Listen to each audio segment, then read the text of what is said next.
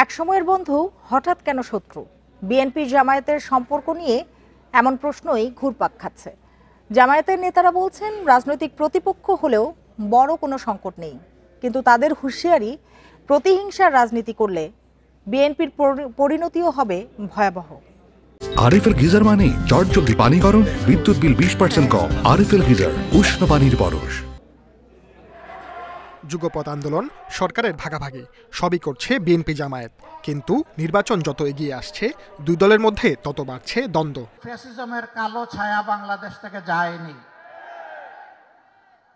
একদল যে অপকর্ম করে চলে গিয়েছে, আরেক দল বাংলাদেশে সেই অপকর্মের দায়িত্ব নিয়েছে। তাদেরকে দেশের মানুষ ৭১ সালেই দেখেছে নিজেদের রাজনৈতিক স্বার্থ রক্ষার্থে লক্ষ লক্ষ মানুষকে শুধু হত্যাই করেনি, তাদের সহকর্মীরা কিভাবে মা বোনদের ইজ্জত পর্যন্ত লুট করেছিল।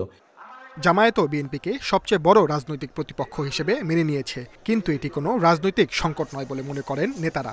বলছেন প্রতিযোগিতা ও প্রতিদ্বন্দ্বিতা থাকবে, তবে তা প্রতিহিংসা নয়। সংকট তৈরির কোনো সম্ভাবনা আমি দেখছি না। কেন সংকট হবে? এখানে প্রতিযোগিতা থাকবে, প্রতিদ্বন্দ্বিতা, প্রতিহিংসা থাকবে না।